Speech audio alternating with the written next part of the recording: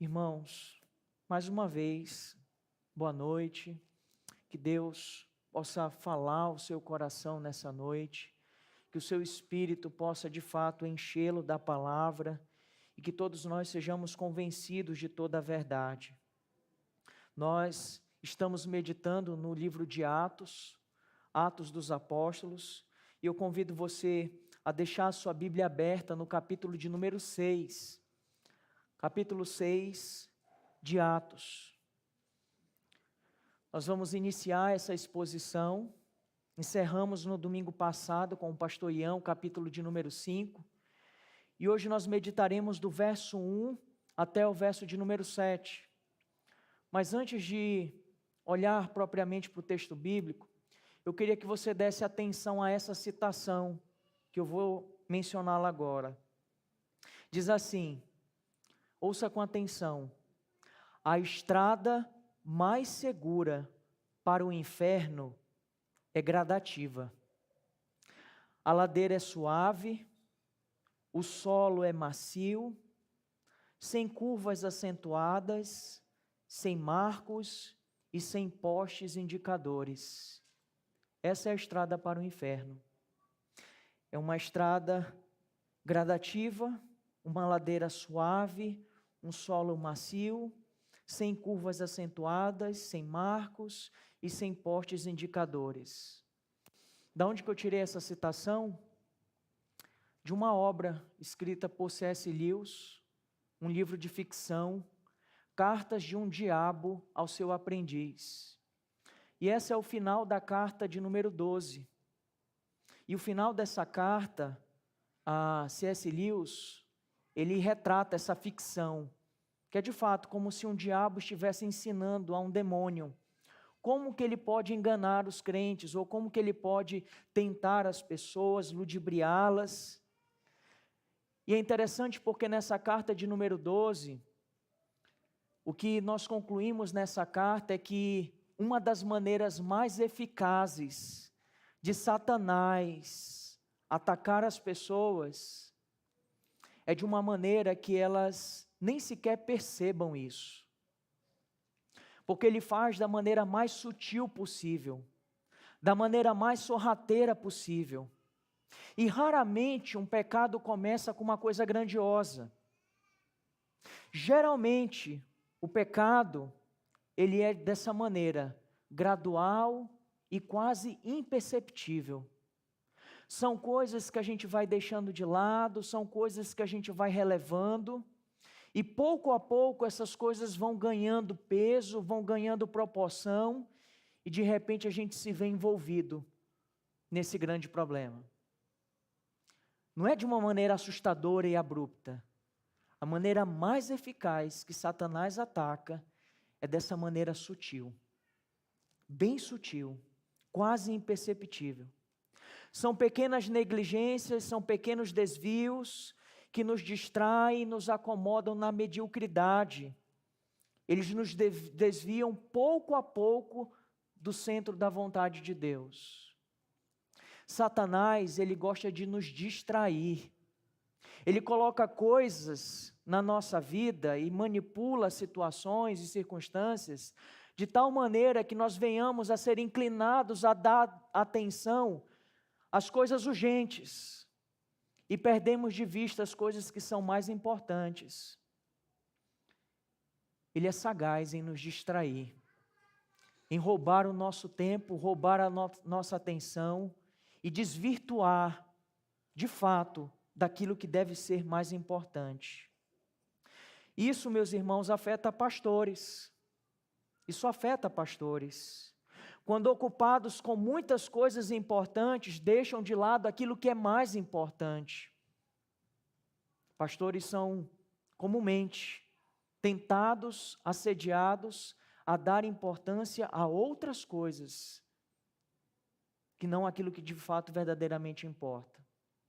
Mas isso afeta também crentes, que ao invés de servirem como membros ativos de uma igreja, ao invés de estarem envolvidos na missão do Senhor, ao invés de estarem dedicados e abdicados à obra do Senhor, envolvidos em todo o ministério, na missão que o Senhor nos confiou, ele se torna um sommelier de igreja, consumidores, assume uma posição no meio da igreja de observação dos defeitos dos outros.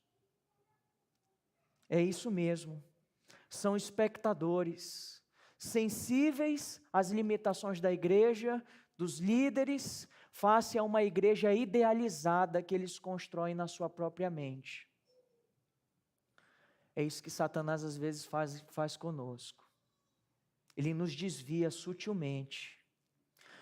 Mas como nós temos aprendido ao longo desses domingos, o livro de Atos, ele é um livro que trata sobre um retrato histórico do avanço da igreja. E como nós aprendemos no domingo passado com o pastor Ian, a obra do Evangelho é uma obra que o mundo não pode deter. Você lembra do domingo passado? Nada pode deter o avanço do Evangelho. Mas entenda uma coisa, esse avanço, ele não acontece de uma maneira que ela se procede sem resistência, sem oposição. Todo o avanço da igreja envolve oposição e resistência. Mas a boa notícia é, as portas do inferno não prevalecerão contra a igreja do Deus vivo. E eu convido você, agora sim, a ler esse texto. E diante de tudo o que foi dito, observe claramente, ouça a voz do próprio Senhor aos seus ouvidos. Diz assim, Atos capítulo 6, verso 1. Naqueles dias, aumentando o número dos discípulos, houve murmuração dos helenistas contra os hebreus, porque as viúvas deles estavam sendo esquecidas na distribuição diária. Então os 12 convocaram a comunidade dos discípulos e disseram: não é correto que nós abandonemos a palavra de Deus para servir às mesas. Por isso, irmãos, escolham entre vocês 7 homens de boa reputação, cheios do Espírito e de sabedoria, para os encarregarmos desse serviço. Quanto a nós, nos consagraremos à oração e ao ministério da palavra. O parecer agradou a todos. Então elegeram Estevão, homem cheio de fé e do Espírito Santo, Filipe, Prócoro, Nicanor, Timão, Pármenas e Nicolau, prosélito de Antioquia. Apresentaram estes homens aos apóstolos, que orando lhes impuseram as mãos. A palavra de Deus crescia, e em Jerusalém o número dos discípulos aumentava. Também um grande número de sacerdotes obedecia à fé. Que Deus aplique a sua palavra em nossos corações. O título desse sermão é A Ameaça da Distração. A ameaça da distração. A distração, irmãos, é uma das ameaças que nós encaramos em nossa vida. Eu não sei se você se recorda, mas recapitulando, no capítulo 4, nós vimos um exemplo de resistência e oposição ao avanço do Evangelho. A isso nós chamamos de perseguição. Nada mais é do que uma afronta, uma tentativa de Satanás de atacar a igreja de fora para dentro. Nós vimos essa oposição no capítulo de número 4, por meio dos líderes religiosos. Pessoas se opondo, pessoas se levantando, a tal ponto de levar os apóstolos à prisão. No capítulo 5, avançando, Lucas, registrando esse avanço da igreja, ele vai retratar uma outra oposição. Agora não de fora para dentro, mas agora uma de dentro para fora da igreja. E a isso nós podemos chamar ou denominar de corrupção, uma tentativa de infiltração. Eu não vou ler o texto por conta do tempo, mas no capítulo 5, Lucas deixa bem claro que isso é uma ação de Satanás, que tomou o coração de Ananias e Safira para que eles mentissem contra o Espírito Santo, para que eles mentissem contra Deus. A segunda ameaça, a segunda oposição, não vem de fora da igreja, está dentro, está infiltrado, está tentando corromper de dentro para fora. Mas o que acontece?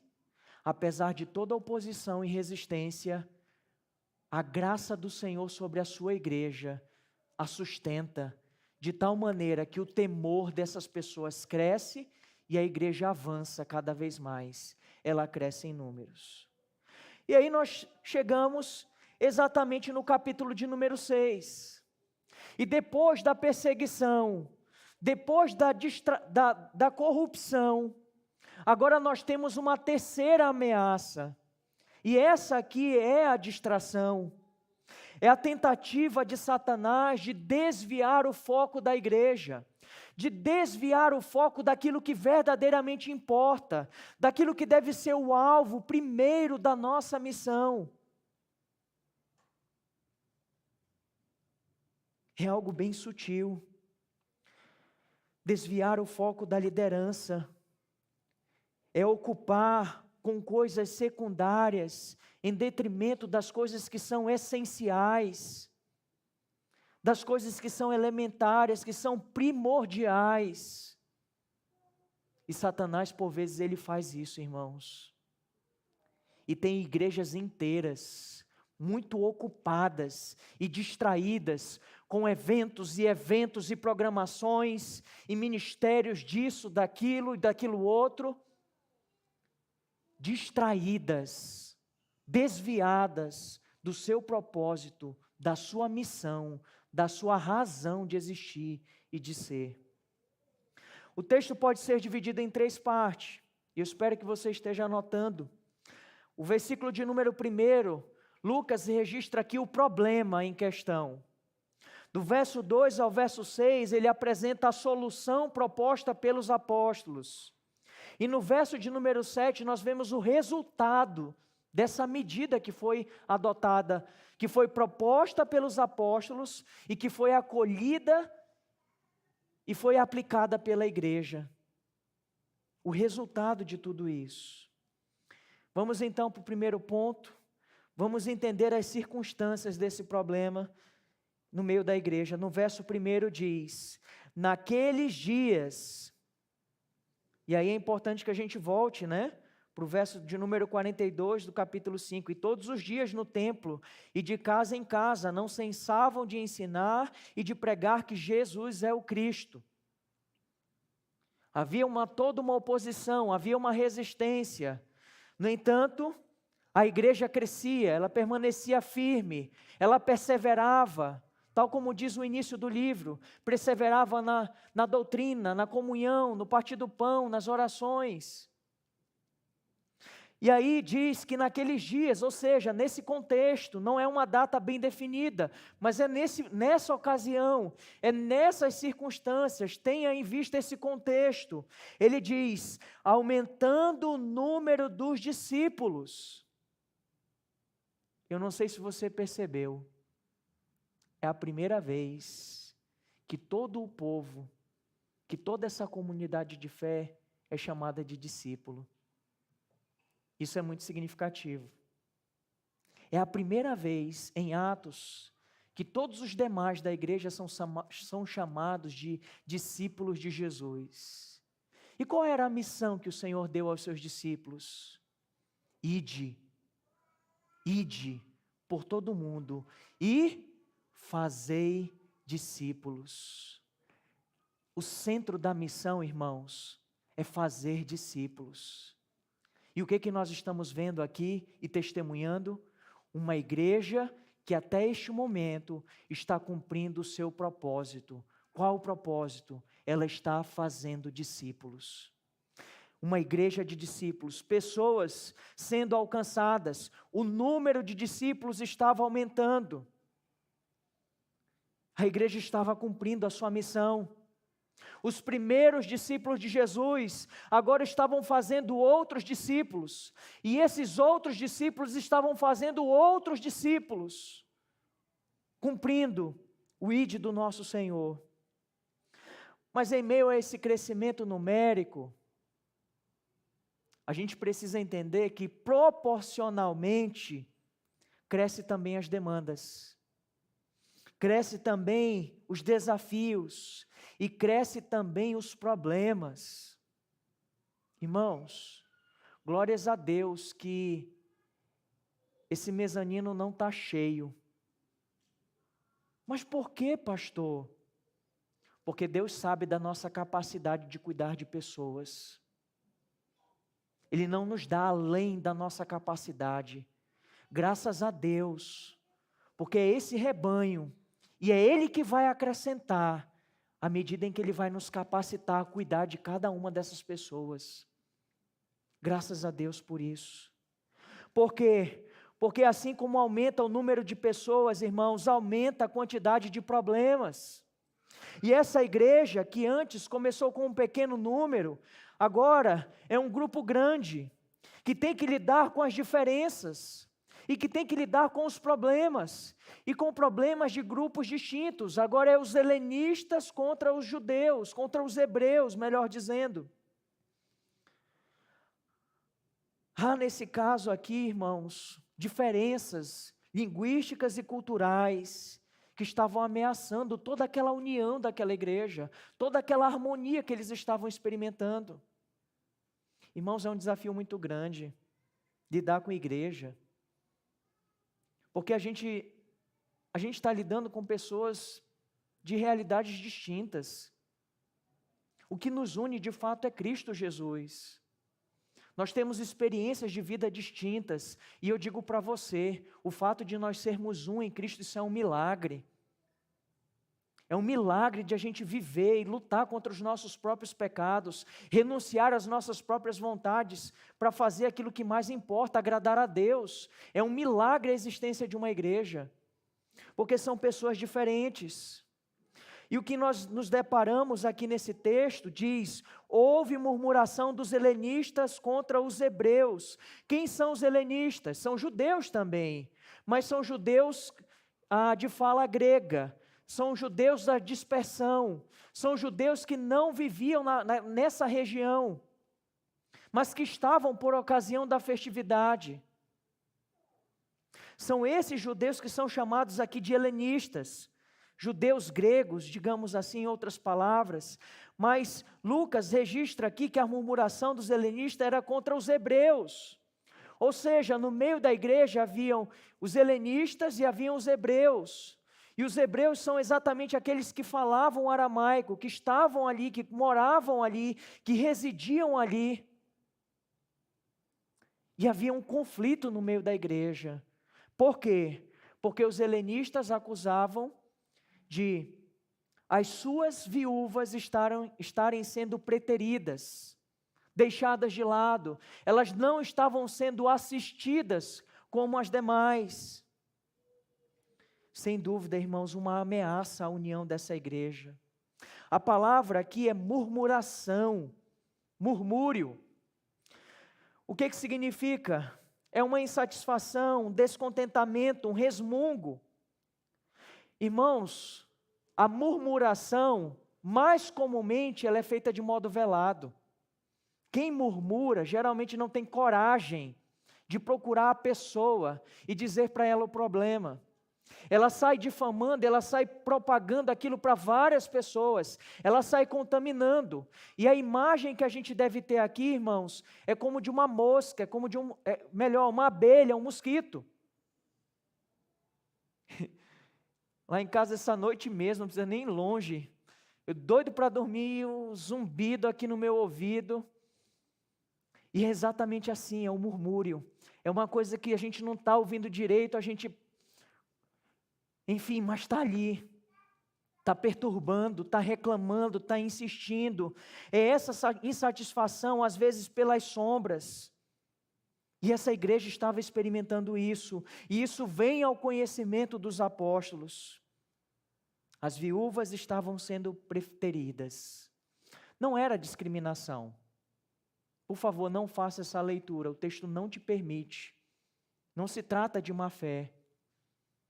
Mas é sim, irmãos, é sim, excesso, acúmulo de responsabilidade. Os apóstolos, irmãos, estavam assoberbados.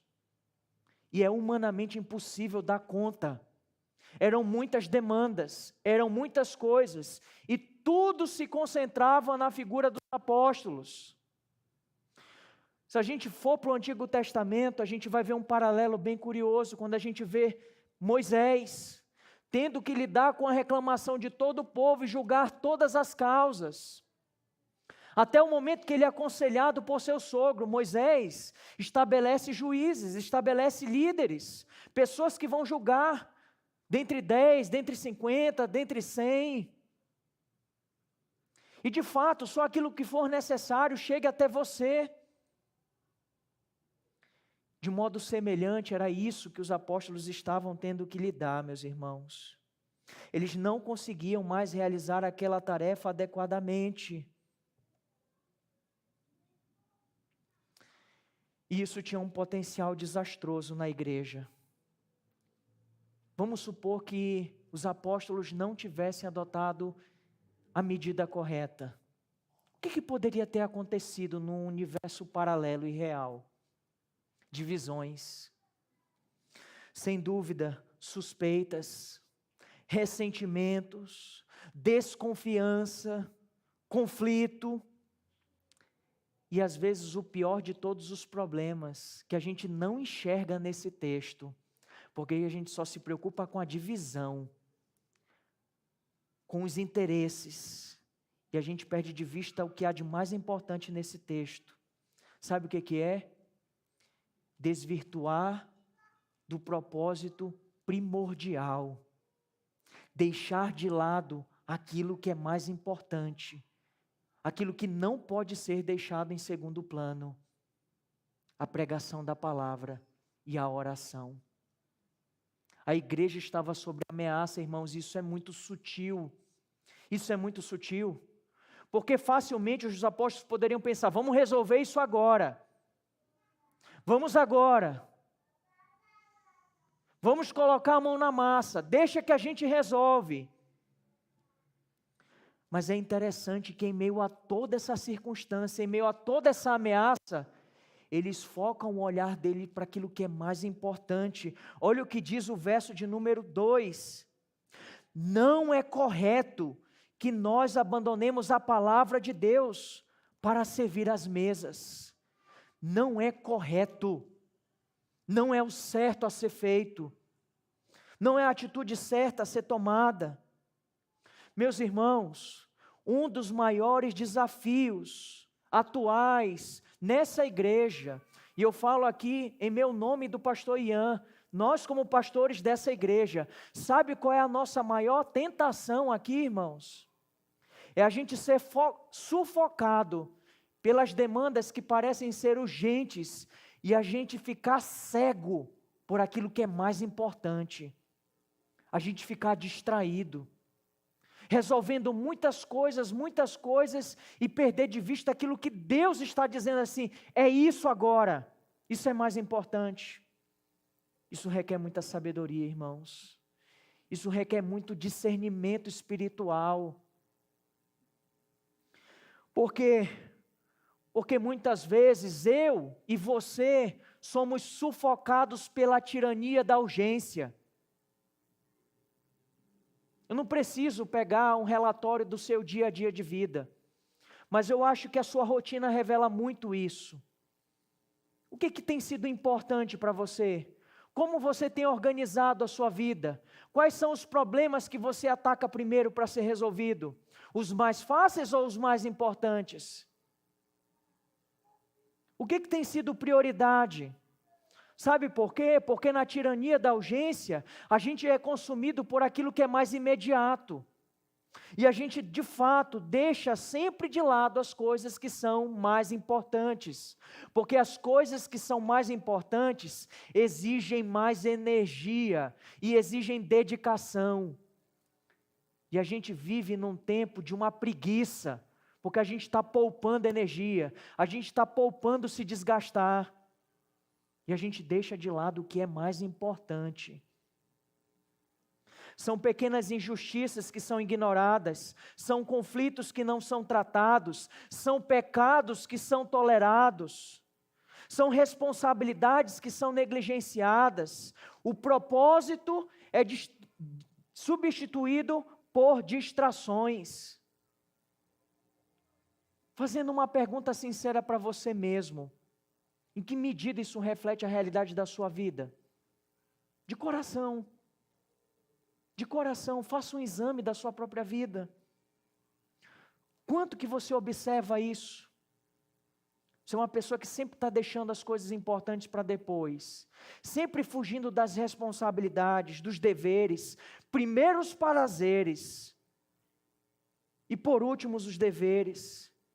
Conflitos que você não resolve em casa e vão se acumulando, até o momento que aquilo ali, olha, te consome inteiramente. Aí você diz: nossa, como que isso veio a acontecer? Isso é tempo de negligência, não é de agora. São problemas acumulados, não resolvidos, não tratados. Irmãos, semanalmente a gente deve lutar contra isso. Diariamente nós devemos lutar contra isso. E nós, como pastores, precisamos estar atentos e vigilantes a essa sedução de Satanás, a essa ameaça de nos distrair com muitas coisas e roubar a atenção que deveria ser direcionada à missão e o propósito pelo qual nós fomos chamados. Orar pela igreja e pregar a palavra de Deus. Mas os apóstolos, em meio a isso, propõem uma solução, revelando sabedoria, percepção do problema, tratamento adequado. Eles envolvem a congregação e eles não perdem de vista aquilo que é importante. Isso nós vemos no verso de número 2. Diz: então os 12 convocaram a comunidade dos discípulos, convocaram toda a igreja, toda a assembleia, e eles fazem uma proposição, uma proposta, e diz: não é correto que nós abandonemos a palavra de Deus para servir às mesas. Por isso, irmãos, escolham entre vocês 7 homens de boa reputação, cheios do Espírito Santo e de sabedoria, para os encarregarmos desse serviço. Quanto a nós, nos consagraremos à oração e ao ministério da palavra. Essa é a solução proposta, e ela se concentra no verso 2 a 4, especialmente. Primeira coisa que nós destacamos aqui, em meio a tudo isso, a gente percebe as circunstâncias, a finalidade, os requisitos, e embora não esteja claramente expresso aqui, diáconos, mas como todos os bons intérpretes desse texto, aqui nós temos, irmãos, a instituição do ofício diaconal na igreja. Calvino é um desses que entendem. Aqui nós vemos a instituição do diaconato da igreja. Os primeiros diáconos na igreja. Hoje em dia a gente fala assim, diácono, tem gente até que, rapaz, tinha um inventares que dizia, né? Resistir aos diáconos e eles fugirá de vós. Irmão, isso não está na Bíblia não, viu? Isso não está na Bíblia. Uma concepção errada de diácono. Por quê? Porque infelizmente em muitas igrejas diácono é sinônimo de problema. Só que esses diáconos aqui, eles foram instituídos para resolver problemas e não para criar problemas na igreja. E os apóstolos são bem claros. Eles apresentam em meio a tudo isso um entendimento muito correto daquilo que é prioridade, sem desprezar o que é necessário. Aquilo que é prioritário, sem desprezar o que é necessário. E o que nós vemos aqui? Não é correto. Em outras palavras, não é apropriado, não é aceitável, não é agradável aos olhos de Deus que a gente venha a servir às mesas em detrimento da palavra. A atribuição principal em detrimento de coisas que são secundárias, embora boas e necessárias. Entende a necessidade de sabedoria? Irmãos, isso é tão sério porque no seio da igreja isso era considerado algo de extrema importância. Tiago, capítulo 1, verso 27, eu não vou fazer essa leitura, mas fala de qual é a religião pura e verdadeira. É aquela que vai cuidar dos pobres, dos órfãos e das viúvas. E quando você se depara com 1 Timóteo capítulo 5, verso 3 a 16, Paulo dá uma lista enorme de como que a igreja deve cuidar das viúvas. E obviamente que essas viúvas que deveriam ser cuidadas pela igreja eram as viúvas desassistidas, que não tinham seus filhos e nem seus netos para ampararem. Eram essas as viúvas que deveriam ter a atenção da igreja. E esse é o problema que nós temos aqui. A comunidade que era reconhecida por cuidar dos necessitados, agora estava tendo um problema. Existiam pessoas que estavam sendo desassistidas. Essa tarefa, irmão, secundária, não deveria ser a custo da missão primordial. O que acontece, meus irmãos? Algo que precisa ser dito aqui.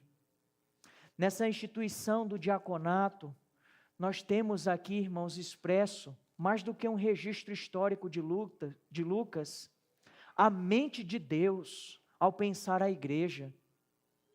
Deus, quando constituiu a sua igreja, Ele já havia estabelecido na eternidade, Ele já havia pensado, e isso é a realização, a concretização do pensamento de Deus. A igreja ela é composta de membros e oficiais, e esses oficiais são pastores e diáconos, e nós temos aqui o pontapé inicial disso, pastores e diáconos. Quando nós consideramos isso, irmãos, digo a vocês, não tem problema algum de você entrar em contato comigo, com o pastor Ian, seja qual for a sua necessidade. Seja qual for a sua necessidade. No entanto, irmãos, seria muito mais sábio, em se tratando de questões materiais, necessidades temporais, terrenas, assistenciais, que você procurasse os diáconos, porque esses homens foram pensados por Deus para cuidar dessa necessidade no meio da igreja. Foi da sabedoria de Deus que assim fosse. Você pode nos procurar, mas saiba que existem diáconos nessa igreja. E havendo necessidades de ordem financeira, é mais sábio que você procure esses homens, que você dirija esses homens. Diáconos, homens que foram instituídos pelo próprio Senhor no meio da igreja, para atender às necessidades temporais do povo do Senhor. Por isso, irmãos, isso há um fator de proteção também na igreja. Por quê? Porque esses homens foram encarregados oficialmente para proteger o rebanho de Deus, até mesmo de aproveitadores, de pessoas que estão no meio da igreja vendendo miséria e querendo se aproveitar da boa vontade e do bom coração das pessoas. Gente que sai pedindo dinheiro de um e de outro. E é necessário que você entenda que existem diáconos nessa igreja para dar a devida assistência e proteger o rebanho de Deus, exatamente por pessoas mal intencionadas. E uma aplicação possível, oportuna aqui e necessária para a nossa igreja é: não dê dinheiro na mão de ninguém. Se alguém precisa de ajuda, procure os diáconos.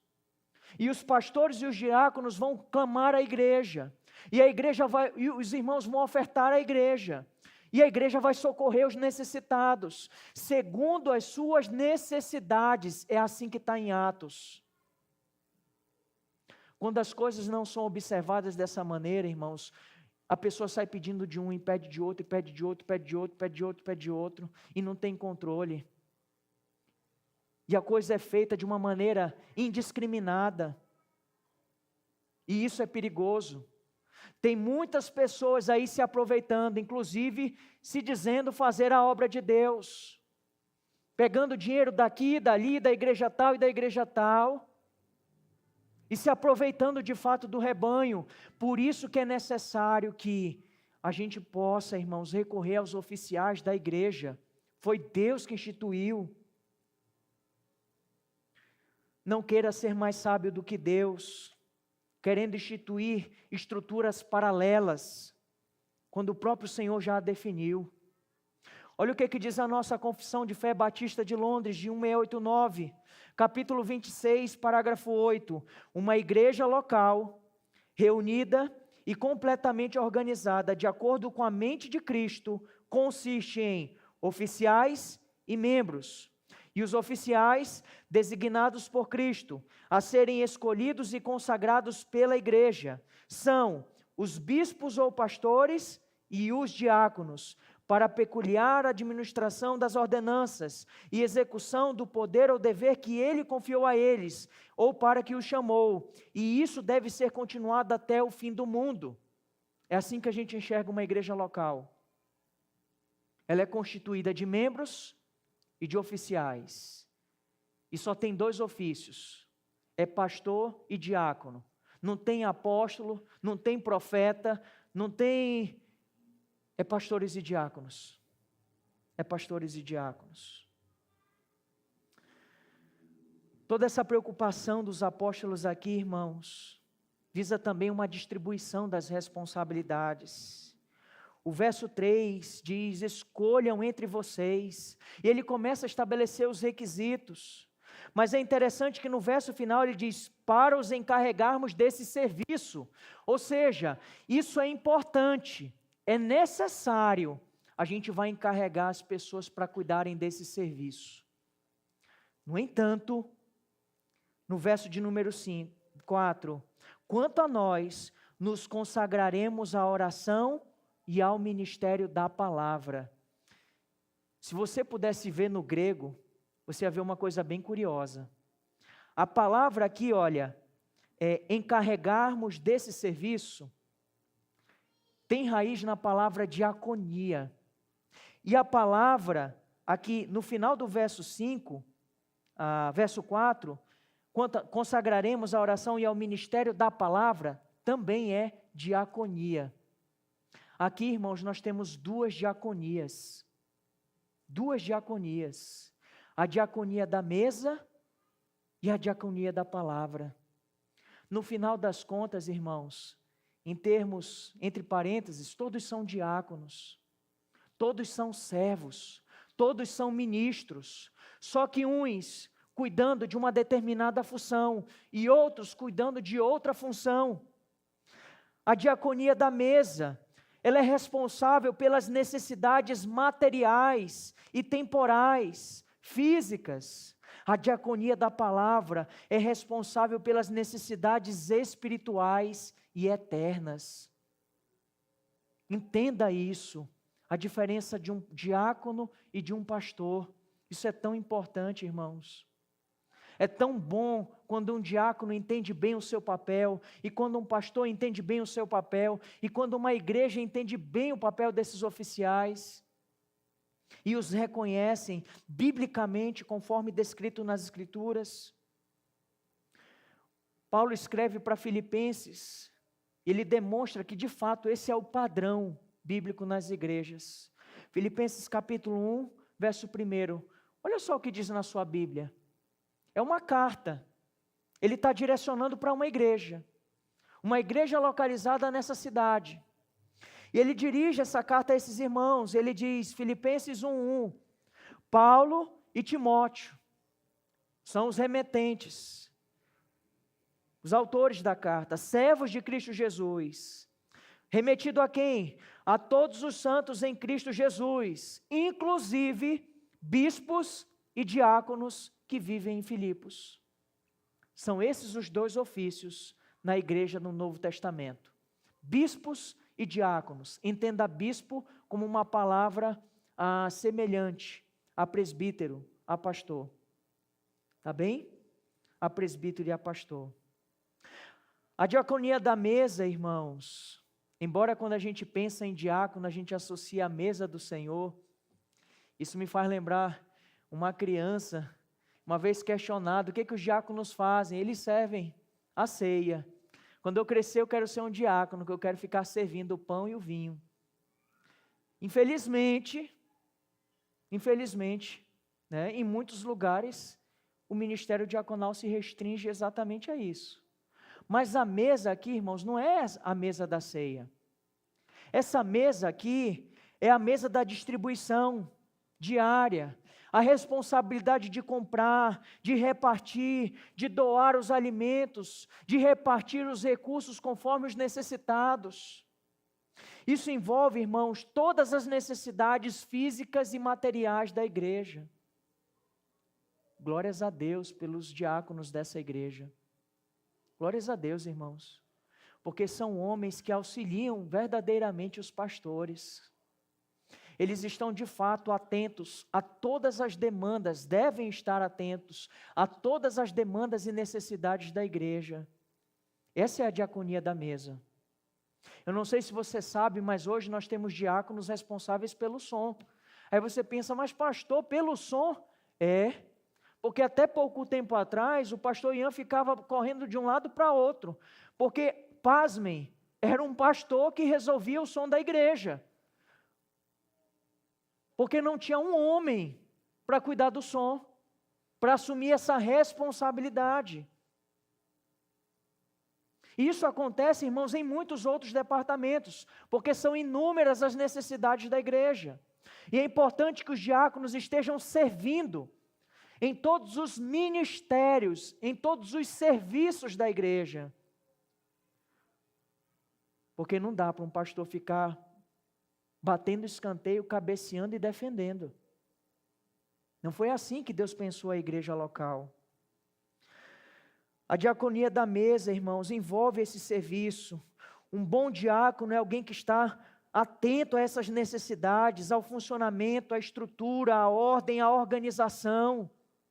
Uma coisa tão simples e básica, mas eu preciso dizer, sentar aqui à frente, irmãos, a gente precisa clamar, irmãos, sentem nas cadeiras. A gente vai se desfazer de algumas, que os irmãos não sentam.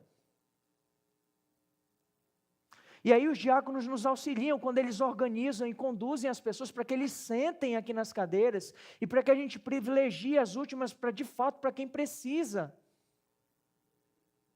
Isso é um serviço diaconal e isso ajuda na ordem. Porque uma criança chorando, a mãe vai precisar se deslocar. É muito melhor que ela se assente nas cadeiras últimas. E você não precisa dessas cadeiras, sente à frente. Os diáconos vão cuidar disso. Isso ajuda no culto? Demais. Abençoa toda a igreja. É uma questão de ordem. É um exemplo, irmãos. É um exemplo. Um diácono que desempenha bem o seu serviço, como descrito em 1 Timóteo 3,13, pois os que desempenharem bem o diaconato alcançarão para si mesmo uma posição de honra e muita ousadia na fé em Cristo Jesus. Alguém que está verdadeiramente servindo os irmãos, servindo a igreja, que serve de apoio e auxílio aos ministros da palavra. O diácono é alguém, irmãos, que faz algo que às vezes passa despercebido e às vezes é esquecido. São os diáconos que dão atenção às necessidades dos pastores. Quando ninguém está atentando, eles estão cuidando dos pastores. Eles cuidam de toda a igreja, inclusive dos pastores. Mas a diaconia aqui apresentada, a distribuição dessas responsabilidades, Lucas registra aqui a diaconia da mesa. Esses homens estariam dedicados, empenhados a esse serviço, para que os apóstolos tivessem tão somente preocupados com a diaconia da palavra. A diaconia da palavra. Aqui é a responsabilidade dos pastores, oração e palavra.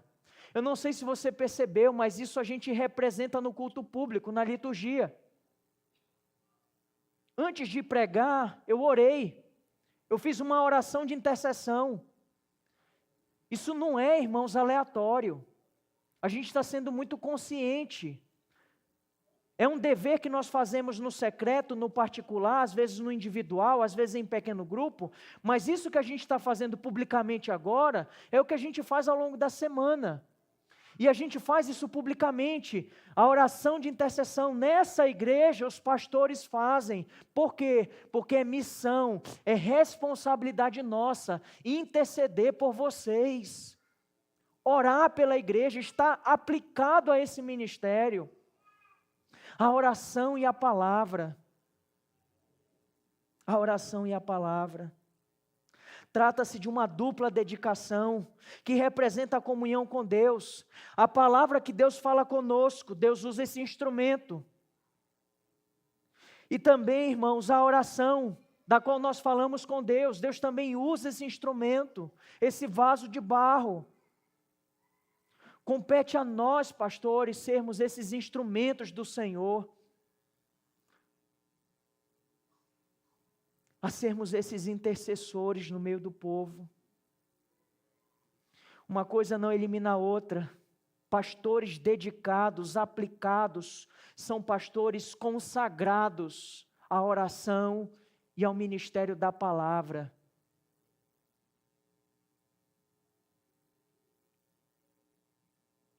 Ao ministério da palavra. Muitas igrejas padecem por causa de pastores.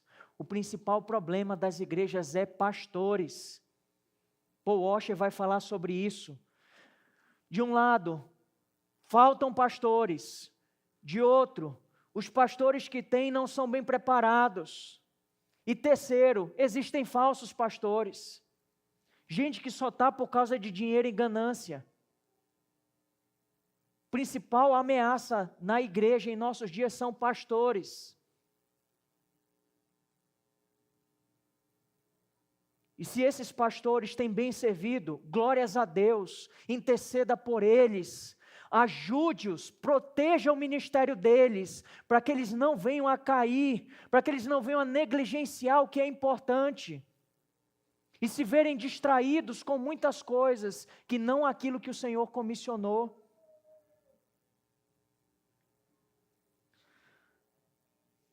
A palavra usada é consagração. Olha o que diz: quanto a nós, nos consagraremos à oração e ao ministério da palavra. Esse daqui é o ministério da palavra extraordinário. Não existem apóstolos em nossos dias, mas os pastores são os ministros ordinários da palavra. É o ministério dos nossos dias e dos nossos tempos, irmãos. Nós precisamos nos dedicar a isso. A palavra aqui é consagração. Sabe o que significa? Perseverar com dedicação, se entregar continuamente. É uma dedicação de tempo, de esforço, de atenção. É isso que os pastores devem fazer. Os apóstolos não permitiam que nada obstruísse a missão. Nada pode atrapalhar a nossa missão. Deve devotar-se inteiramente à tarefa de proclamar. Ele deve se resguardar dos atrativos que o levem para longe da responsabilidade. Isso aqui, irmãos, não é para nossa glória, não, mas é uma coisa real. E que Deus, enfim, não é isso, não é esse o propósito. Mas quantas vezes a gente deixa, irmãos, de estar em programações? Quantas vezes eu deixei de estar em aniversários de familiares? Pastor Ian idem. Quantas vezes a gente abre mão de lazeres, de estar com a nossa própria família? Quantos finais de semana são sacrificados? Mas isso nós fazemos, irmãos, por causa do Senhor. Por causa do senso de responsabilidade de que um dia nós haveremos de prestar contas a Deus do nosso ministério. E tudo isso é feito à base de renúncia. E assim que deve ser mesmo. Eles são ministros da palavra, servos da palavra. E aqui deixa eu lhe dar uma aplicação possível, porque dentre as distrações possíveis, pode ser também as distrações seculares. O que eu quero dizer com isso? É possível pastores bivocacionados, é possível. Quantos conhecem o ministro André Mendonça? Ministro do STF. Ele é um pastor presbiteriano. Glória a Deus pela vida dele. Quem ousa dizer que esse homem não tem servido a Deus? Ele é um dos pastores da Igreja Presbiteriana de Pinheiros, lá em São Paulo. E ele é um ministro do STF. Quem vai negar, irmãos, que é possível que pastores abdiquem de sustento, para que isso não seja impedimento para o avanço do Evangelho, para que isso não seja obstáculo? O apóstolo Paulo é um exemplo disso. Quando nós olhamos, nós enxergamos isso no apóstolo Paulo. Paulo não queria que nada fosse obstáculo, ele abriu mão, para que não houvesse nenhuma contestação, e para que ele pudesse livremente pregar o Evangelho. Era o contexto do qual ele estava vivenciando. Mas, meus irmãos, é difícil conciliar questões e responsabilidades outras com aquilo que é primordial, sem prejuízo da missão. Todos os pastores devem almejar o ministério, não digo nem integral, porque todo pastor se dedica integralmente, mas de dedicação exclusiva, isso é diferente. Por quê? Porque tem muitos pastores ociosos na sua casa, que não estão se dedicando à palavra, que não estão vivendo uma vida piedosa, buscando crescer na palavra, buscando se esmerar, estão deitados em berço esplêndido, não estão, são preguiçosos. Mas quando eu falo dedicação exclusiva, são pessoas que estão fitos na sua missão, dedicados exclusivamente a esse propósito.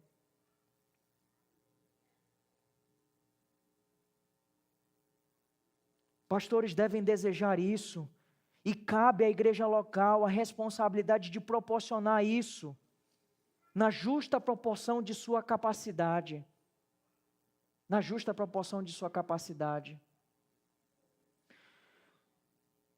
E nós temos aqui os requisitos dessa escolha desses homens. Nós nos consagraremos à oração e à palavra, mas ele diz no verso 3, por isso, irmãos, escolham entre vocês 7 homens de boa reputação, cheios do Espírito e de sabedoria. São 3 características que nós vemos aqui, uma característica moral, espiritual e funcional. Moral, espiritual e funcional. Se você quer ver todos os requisitos para ser um diácono, olha 1 Timóteo capítulo 3, verso 8. O tempo não vai permitir que a gente olhe, mas depois você examina. Ali tem uma qualificação bem detalhada do caráter desses homens. Aqui na igreja, nós resumimos isso em 3:6. Todo líder, toda aquela pessoa que está envolvida em liderança deve ter, primeiro, caráter. Deve ser um homem que vive a palavra de Deus. Essa é a maior da qualificação, porque não adianta a pessoa ter muitas aptidões e habilidades se ela não tem caráter. Precisa ser um homem de caráter. Segunda, precisa ser uma pessoa que tenha compromisso. Compromisso com Deus, compromisso com a igreja, compromisso com a doutrina da igreja. E terceiro, competência. E essa, às vezes, é a que é colocada em primeiro plano para muitas pessoas, mas essa está em terceiro lugar. Caráter, compromisso e competência. De que adianta ter a capacidade de tocar bem um violão se a sua vida não expressa aquilo que você está tocando e cantando? Apenas como exemplo. E diz no verso de número 5 a lista desses homens: o parecer agradou a todos, então elegeram Estevão, um homem cheio de fé e do Espírito Santo, Filipe, e o texto continua, mas é interessante que Lucas dá atenção a 3 nomes, né? Pelo menos o primeiro, fica bem claramente Estevão. Olha o que ele diz: homem cheio de fé e do Espírito Santo. Nos próximos domingos a gente vai reconhecer quem é Estevão. Sabe quem é Estevão? Adiantando, dando um spoiler, ele é um diácono. e foi o primeiro mártir da igreja. Foi a primeira pessoa que morreu pela causa de Cristo e do Evangelho. Foi um diácono, um homem de Deus. Filipe, outro diácono, que começa a evangelizar na região de Samaria. E o último, do qual Lucas dá atenção, é a Nicolau, prosélito de Antioquia. Antioquia que mais adiante vai se tornar um centro missionário, do qual inclusive enviará Paulo e Barnabé. Lucas não menciona esses nomes sem razão, mas ele dá esse devido destaque com uma intenção. E o verso 5 e verso 6 diz: o parecer agradou a todos, então elegeram. O verso 6 diz: apresentaram estes homens aos apóstolos, que orando lhes impuseram as mãos. Olha que coisa interessante, irmãos, às vezes passa despercebido. O que nós temos aqui? Os apóstolos dão um parecer. A igreja se agrada desse parecer. A igreja é encorajada a escolher esses homens. E depois que a igreja escolhe, os apóstolos aqui ordenam, consagram esses homens ao serviço. O que nós enxergamos aqui, irmãos? A visão de governo da igreja. E que, com todo o respeito a quem está nos visitando, mas nós não somos batistas por conveniência, mas somos batistas por convicção. Porque o que melhor expressa essa forma de governo aqui é o congregacionalismo. Você está percebendo? Quem são esses homens, irmãos? São os apóstolos, não é eu e pastor Ian, não. São os apóstolos. Se fosse para escolher, não era melhor que os apóstolos escolhessem? Apóstolos, escolham entre vocês aí. Aí vocês escolhem, a gente acata, a gente se submete. Não. Mesmo sendo apóstolos, eles dizem: escolham entre vocês. Isso é transmitido para a igreja. Isso é o congregacionalismo bíblico. Existem coisas, níveis de decisão que são compartilhadas à igreja. Em sentido último, a igreja é a instância superior de uma igreja. Esse congregacionalismo, irmãos, advoga a ideia de que a escolha não compete a um conselho superior, a um grupo restrito de homens, mas é a igreja local. É ela que escolhe os seus oficiais, pastores e diáconos. Olha o que diz o mesmo capítulo 26, no parágrafo 9 da confissão. O caminho apontado por Cristo para o chamamento de qualquer pessoa, capacitada e dotada pelo Espírito Santo, para o ofício de bispo ou presbítero em uma igreja, preste atenção, é que ele seja escolhido para isso pelo sufrágio comum da própria igreja, e solenemente separado por jejum e oração, com a imposição das mãos do presbitério da igreja, se houver algum nela anteriormente constituído, e de um diácono, que ele seja escolhido por semelhante sufrágio, e separado por meio de oração, e semelhante imposição de mãos. É assim que nós entendemos, biblicamente, à luz das Escrituras. Ninguém pode ser ordenado, irmãos, em qualquer ofício em uma igreja local, sem o consentimento dessa própria igreja, onde já se viu um conselho superior decidindo quem que vai estar sendo o pastor dessa igreja, irmãos. Nenhuma suposta autoridade superior pode fazer isso, nem bispo, nem denominação e nem papa. É por isso que nós entendemos que, em se tratando de reforma, nós fomos mais a fundo, porque nós rompemos completamente com o tradicionalismo romano. E nós ficamos com a palavra, com o governo da palavra, instituído pela palavra. Olha o que diz Atos 14, 23. E aqui não mais sobre diáconos, mas sobre presbíteros. E promovendo-lhes em cada igreja a eleição de presbíteros, depois de orar com Jesus, os encomendaram ao Senhor em quem haviam crido. Esse é o padrão neotestamentário que nós entendemos. É o congregacionalismo bíblico. A igreja que reconhece os seus oficiais e os pastores ordenam. E por fim, no verso 7, o resultado. A palavra de Deus crescia, e em Jerusalém o número de discípulos aumentava. Também um grande número de sacerdotes obedecia à fé. 3 resultados aqui. Você pegou? Primeiro, a palavra de Deus crescia. Segundo, o número de discípulos aumentava. E terceira, houve uma grande conversão dentre os sacerdotes. Muito se fala em crescimento de igreja. Muitos livros são publicados sobre isso. Muitos pastores têm essa sina desenfreada. Como é que eu faço a minha igreja crescer? Como é que eu posso promover crescimento na igreja? E as pessoas investem pesado em marketing. Marketing dos pastores. Tempos atrás, a onda era das células, dos grupos multiplicadores, pequenos grupos multiplicadores. Irmãos, são estratégias e estratégias humanas, que pouco a pouco vai tomando o tempo da igreja, e a igreja vai perdendo de vista a sua missão primordial, que é estar centralizada na palavra. A você que é membro há pouco tempo dessa igreja, a você que almeja ser membro dessa igreja, eu sei que talvez você tenha boa vontade, mas não traga a cultura falida do lugar de onde você veio para cá. Porque o nosso compromisso nessa igreja aqui é com a palavra de Deus. A gente não está preocupado em programações, em eventos. Nós somos uma igreja simples, irmãos. Aqui, nós somos simples. A gente é simples.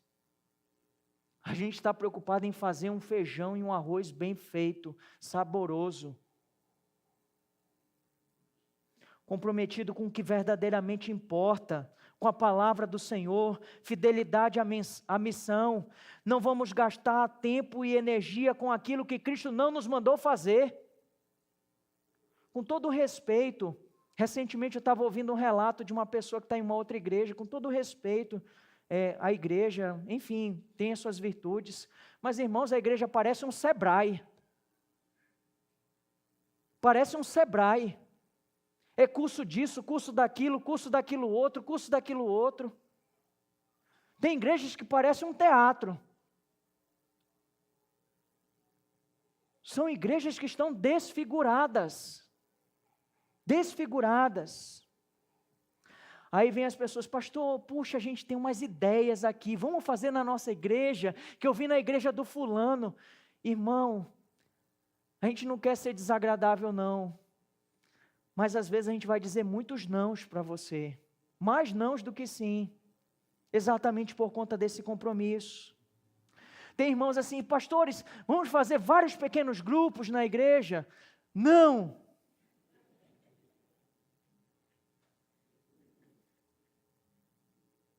Que incoerência!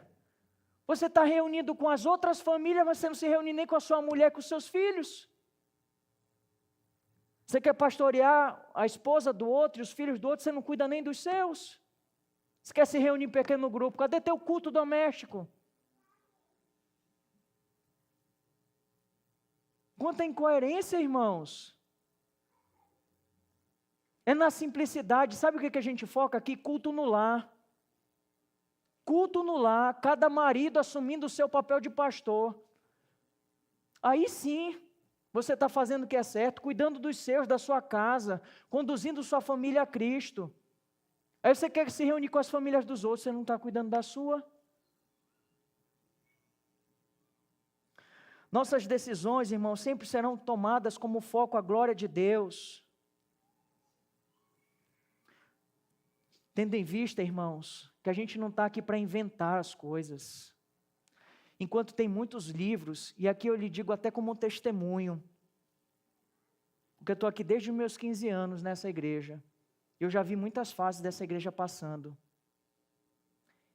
E eu lembro de, assim, desejar o crescimento dessa igreja. E sendo sincero, muitas vezes pensando assim, desse ano não passa, eu vou embora.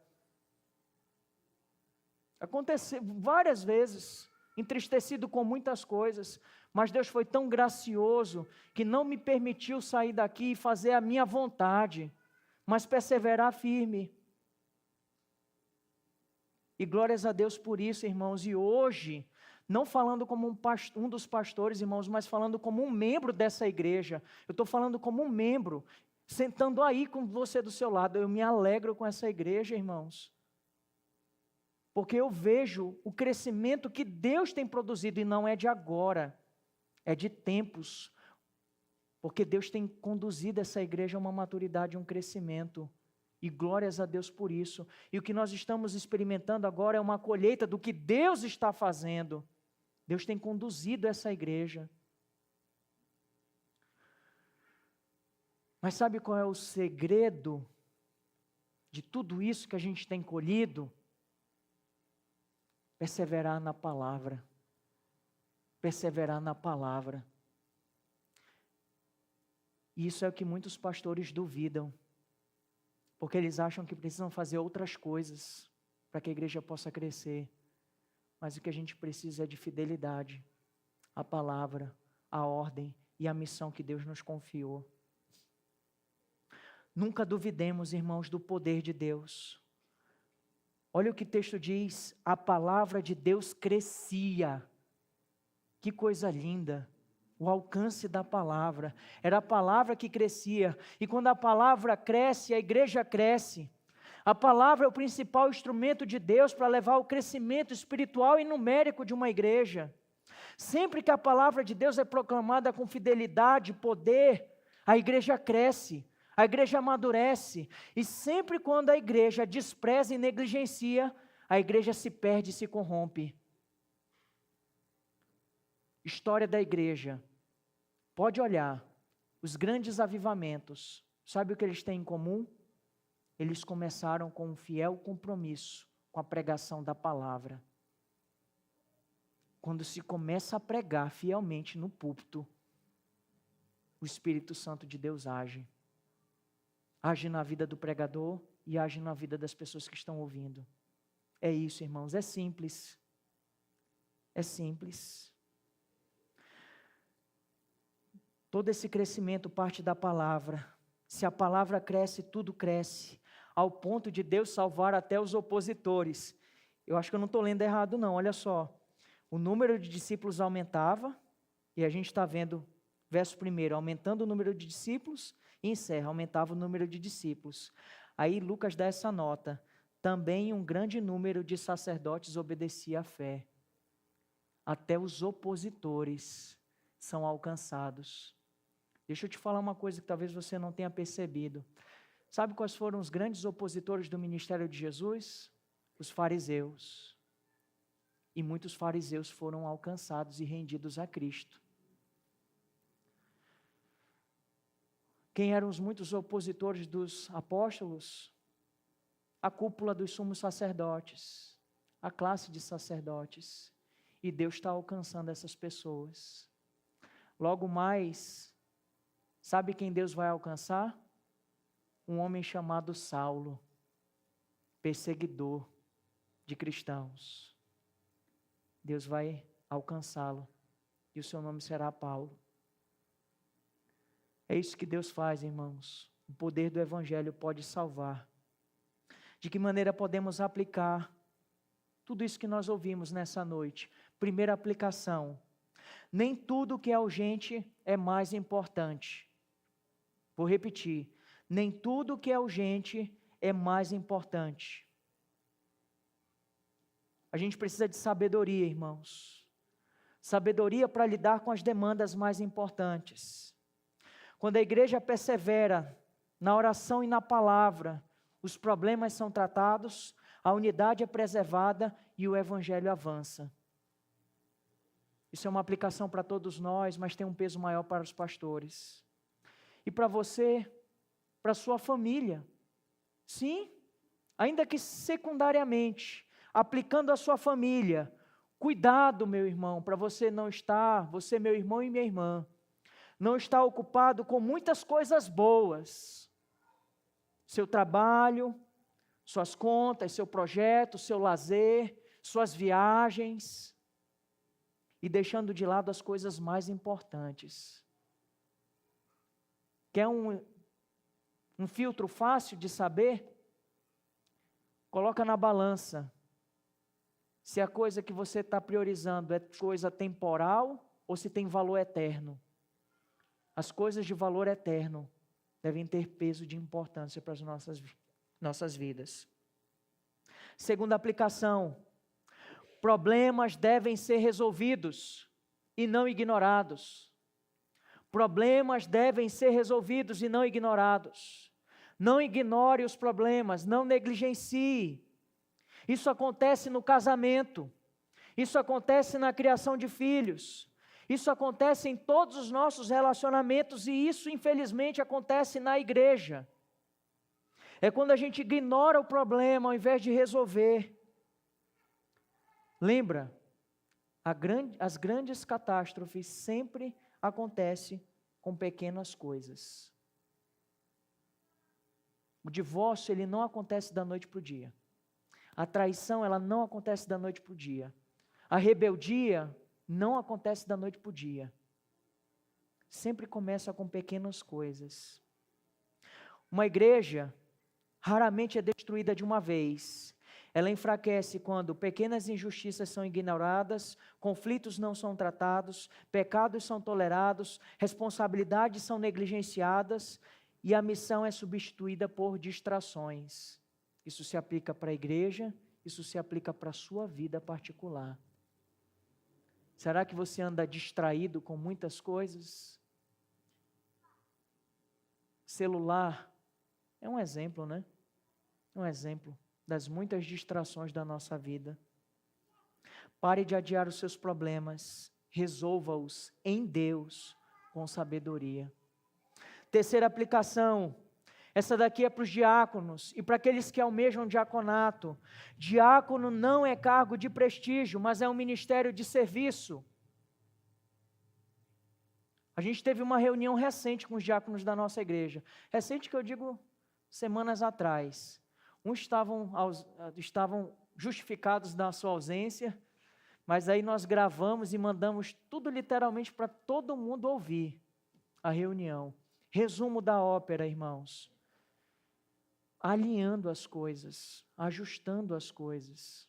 Porque a nossa tendência é afrouxar, é relaxar.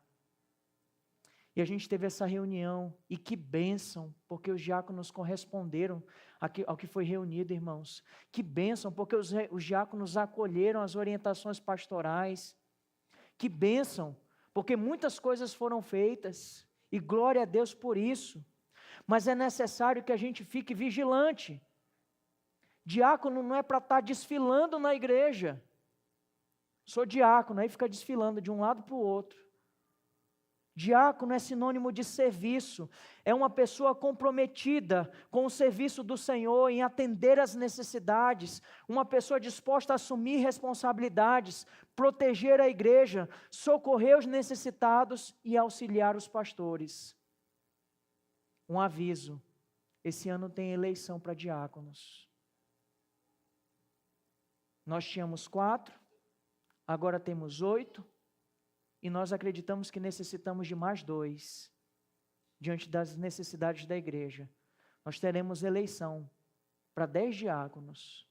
Ore, ore. Escolha não por afinidade. Eu vou votar nesse daqui porque eu gosto dele. Eu vou votar nesse daqui porque é da minha família.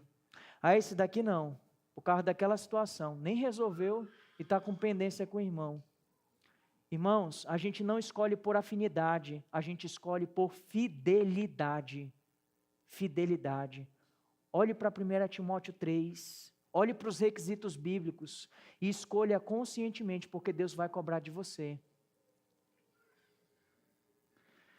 Quarto, a negligência pastoral custará a ruína da igreja.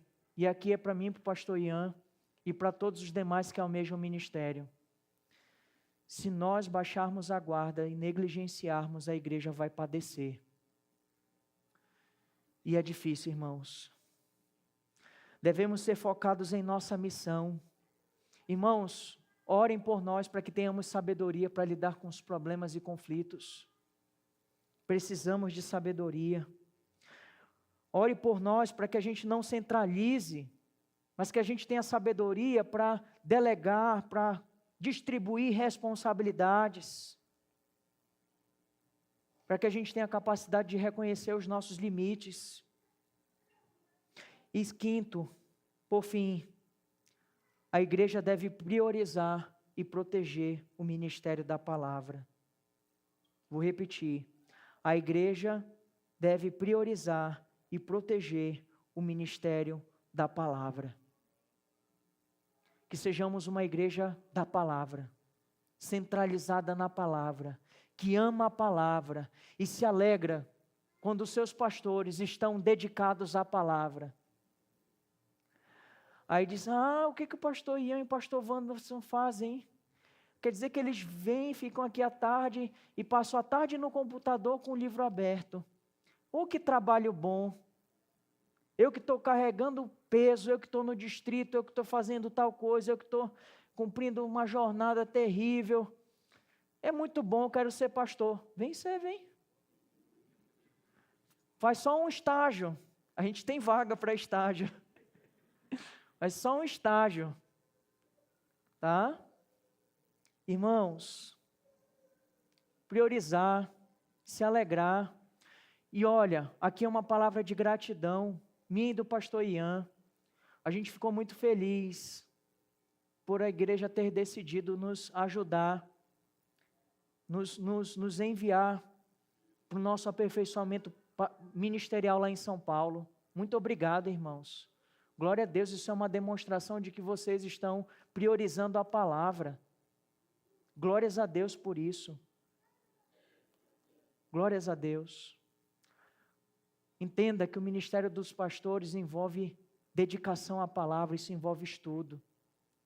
Lembrei até de uma piada. O pastor estava trabalhando, né? Estudando ali nos livros, aí os irmãos, o pastor está descansando? Daí não, essa aí é mais velha do que eu. Não, estou trabalhando. Aí o pastor estava lá com uma enxada, capinando. Pastor, o senhor está trabalhando? Não, eu estou descansando. É tipo a gente, né, mano? Nas nossas férias, a gente é pintor, a gente é marceneiro, está ajeitando um monte de coisa, que é o tempo que a gente tem para cuidar das coisas da nossa casa. É isso. E a gente faz tudo isso para a glória de Deus. E que isso possa render glórias ao Senhor. Que Deus abençoe sua vida, que o Senhor aplique essa palavra em nossas vidas. Que não caiamos na cilada de Satanás, de sermos distraídos do alvo da nossa missão. Que Deus nos abençoe.